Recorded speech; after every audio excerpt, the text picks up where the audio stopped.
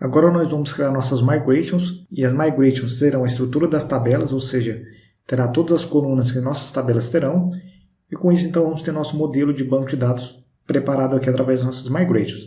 Lembrando que o recurso de migrations do Laravel facilita muito para criar tabelas, mas dependendo do cenário, se você tiver um banco de dados muito complexo, ou seja, com centenas de tabelas, talvez seja mais fácil gerenciar através de Workbench. Enfim, esse recurso aqui é um recurso opcional, o Laravel traz ele para você trabalhar com um banco de dados de uma forma mais fácil, mas você pode utilizar esse recurso aqui ou não. Inclusive é possível até fazer a engenharia reversa, onde você pega um banco de dados com tabelas existentes e cria as migrations, que são os arquivos que têm a estrutura das tabelas, a partir desse banco de dados já existente. Então você faz, ao invés de fazer o que nós vamos fazer agora, criar as migrations com a estrutura das tabelas para criar as tabelas do banco de dados, nós estamos fazendo um passo diferente, que é criar as migrations a partir de um banco de dados. Agora então vamos definir nossa estrutura de tabelas aqui. Já vale lembrar que o Laravel traz por default a migration de user e password resets.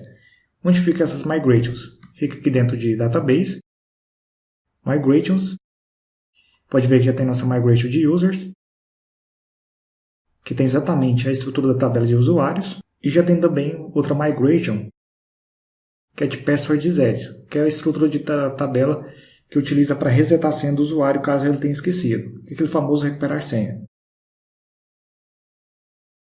Nós já temos aqui também a model de usuário. Esse model aqui nada mais é do que a entidade que representa a tabela de user, que é o modelo do nosso sistema, seguindo o conceito de MVC. Então, além da tabela de users aqui, nós vamos ter a tabela de saldo e vamos ter a tabela dos históricos também.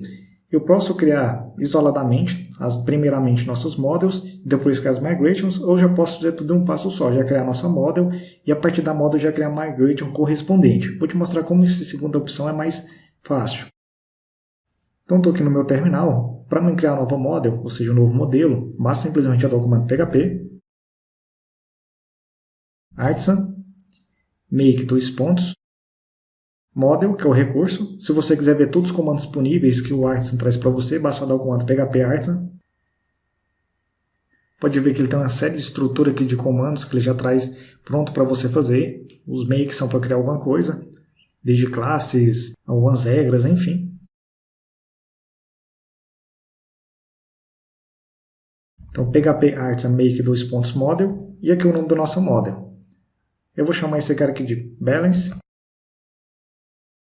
que é que vai conter o saldo do usuário em si. Interessante, se eu passar um parâmetro "-m" aqui, ele já vai criar também minha migration. Então vai criar tanto o nosso modelo e a migration também. Se eu não passo o parâmetro "-m", eu teria que criar a nossa migration separadamente. Outro ponto interessante aqui, eu particularmente não gosto dessa estrutura de models aqui que o Laravel traz por default. Eu particularmente prefiro ter uma pastinha aqui, chamada models dentro de app, onde fica organizado todas as minhas models. Isso que é interessante caso você tiver um sistema muito grande que vai ter várias entidades, ou seja, vários modelos aqui. Pode aqui trabalhar com esse tanto de arquivos aqui e jogar dentro de app, fica um pouco confuso. Então, para isso, ter uma estrutura aqui organizada e separada só para trabalhar com models, torna o processo mais simples. E é exatamente isso que nós vamos fazer. Como que eu faço então para colocar esse cara aqui já dentro do namespace? Se eu criar dessa forma aqui, automaticamente vai criar nossa model dentro de app. Eu poderia depois mover, criar a pastinha manualmente aqui, ou eu posso já utilizar o próprio recurso do Artisan para fazer isso para mim automaticamente. Então vou falar que vai ficar dentro de models, passo contra barra, então aqui vai ser o nosso namespace e o nome da classe, e "-m" já para criar migration também. Basta rodar, nossa model foi criada com sucesso, a migration foi criada também. Então se eu olhar aqui tem uma pastinha chamada models dentro de app, nossa model já foi criada aqui dentro, ou seja, o modelo já está aqui dentro. E pode ver que o namespace dele já está correto. Então não preciso me preocupar em relação a isso. Ele já criou um modelo e o namespace corretamente.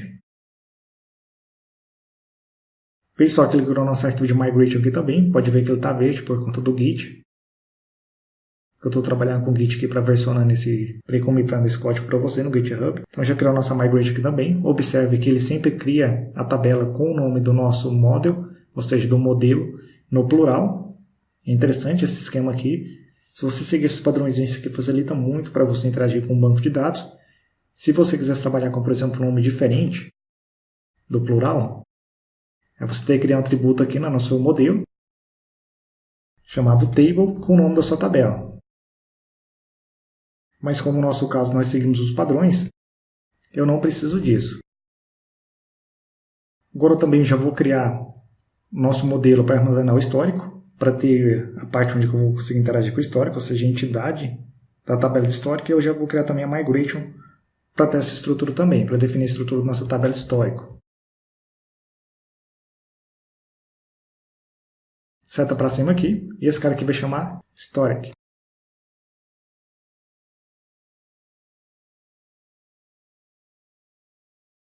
Veja que ele criou o nosso modelo também com sucesso e também criou a migration. Então pode ver que ele está aqui. Pode conferir o namespace também já está certinho. App, models, maravilha. Não preciso mudar nada nesse modelo aqui também. E está aqui a nossa tabela de histórico. Veja que já trouxe ela com o nome no plural. Se você quiser trabalhar com estrutura de tabelas com nome diferente, enfim, você trabalha como quiser. Aqui ficou errado. Na verdade, esse nome aqui ficou histórico. Ficou errado. Posso deletar esse arquivo aqui. Um ponto interessante, foi muito bom ter errado esse cara daqui, que eu vou mostrar agora para você. Eu deleto esse arquivo. Posso deletar esse nosso modelo aqui também, já que ficou com o nome errado. E o que é interessante?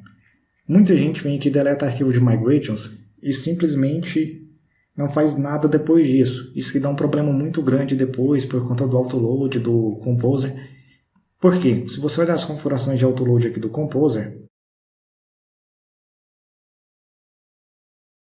ele está mapeando alguns pontos aqui do nosso diretório database. Para não ter nenhum erro aqui, evitar problemas com essas classes mapeadas aqui, esses arquivos mapeados, você vem aqui no terminal e roda o comando composer dump autoload.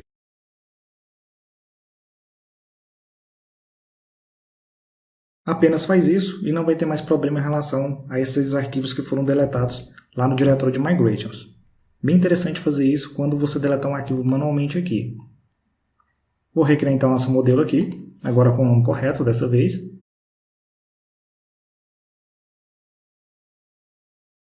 Pode ver que ele criou com sucesso. Se você quiser chamar essa tabela aqui em vez de historics, chamar ela, por exemplo, de transactions, de transações, você coloca o nome que você achar mais familiar com o seu projeto aqui. Pode conferir que criou com sucesso nossos dois modelos, tanto o que vai armazenar o saldo do usuário, o que vai registrar os históricos também. Esse app user que eu recomendo que você deixe esse modelo aqui dentro de app, porque senão vai ter tem muitos outros lugares que utilizam esse mesmo modelo aqui nesse namespace. Você teria muito problema se mudasse ele de namespace aqui, ou seja, mudasse de diretório. Apenas esse modelo aqui, que é o de user, você deixa onde que ele está. Basicamente isso, nessa aula nós simplesmente criamos nossos arquivos tanto de modelos quanto nossos migrations, e na próxima aula então nós vamos criar nossa estrutura das colunas das tabelas, e para com isso então ter o nosso banco de dados totalmente pronto.